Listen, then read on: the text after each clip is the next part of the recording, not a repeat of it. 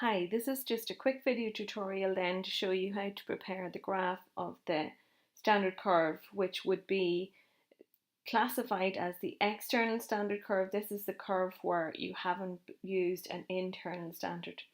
And this is quite a common standard curve where you just have a series of standards that increase in concentration, and you find the readout or the response of those standards, and you prepare a plot of response versus concentration, and that allows you to find an unknown.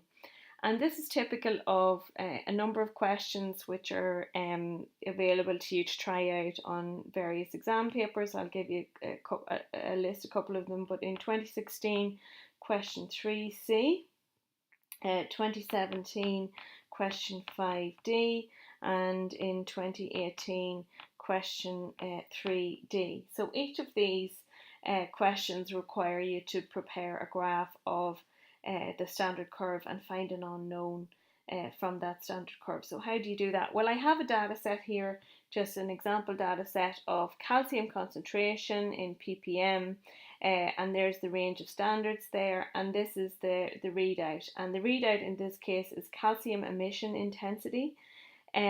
So that would be in the case of atomic emission spectroscopy, an experiment involving measuring calcium concentration of a number of different standards. But this could just as easily be absorbance, or it could be transmittance. The same procedure is used to find the unknown in those cases as well. So we also see down at the end here we have a sample and we have a reading for that sample. So let's find out what the sample actual concentration is. So we have no internal standard here, so we don't need to find any ratio. It's just a very straightforward case of plotting the data. So you must ask your examiner or the invigilator in your exam hall for a sheet of graph paper. It's really important that you use graph paper for this. And you need to draw your x and y axis out. And I suppose select a suitable scale. So if you're not sure how to scale on graph paper, then that's something you need to prepare yourself for before the exam. And there are lots of video tutorials there on YouTube from various sources that would help you, I suppose, be confident around how to scale. But in this case, we can see our standards range from 0 to 100 in increments of 20. So it would be suitable to have to go from 20, 40, 60, 80 and 100 on our scale in this case. And you can see that the emission intensity values then vary from 0 right the way up to 0.8. So it's probably useful to go from 0 to 1 in increments of 0.2, 0.4, 0.6, 0.8 and 1 at the top. Okay, so it's really important then to label up your axis. So I didn't actually write in the values for, 40, 20, 40, 60, 80, 60, 80 and 100. So labeling your axis then, and I haven't left enough space to do that underneath my toolbar here, but the x-axis would be labelled calcium concentration, and remember to include the units, which are ppm. And the y-axis then would be labelled calcium emission intensity, just as it is in the table. And there are no units for emission intensity, for transmittance or for absorbance. So let's get straight to plotting our points. So you can see in the first instance, 20 ppm calcium has a readout value of 0.16. So we plot that first point somewhere there. 40 is 0.32, so our point is somewhere there. 60 is 0.48, so it's somewhere there. This is very rough. Obviously your graph paper would be much more accurate than this.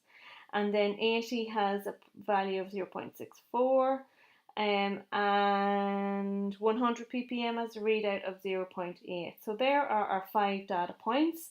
So the next thing we need to do is grab a ruler, and it's really important that you draw the line of best fit through the origin.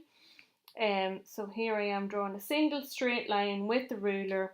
through the origin and to fit the points that I've just plotted. So what do we do next then? We take our sample readout, which you can see here is 0.35, so we need to go up to 0.35 somewhere here, grab the ruler, draw the line straight over to the trend line, or the best fit line, and then straight down to our y-axis. So our readout here, and then we need to make a statement of what our sample value is. So our sample concentration, calcium concentration is 40 ppm. So, and it's really important to make that statement. So where are the results going then, or sorry, where are the marks going on a question like this? On a question like this, it's really important that you've got your x-axis labelled. Sorry, I'll just highlight that.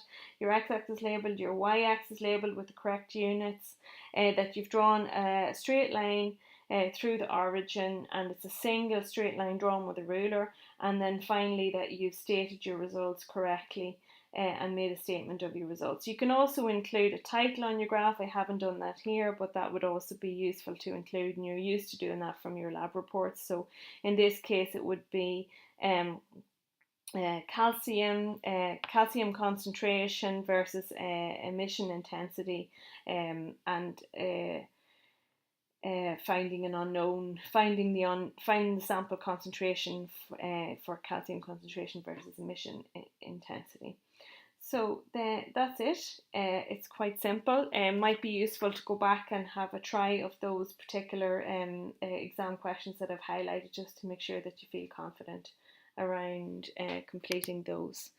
Thanks.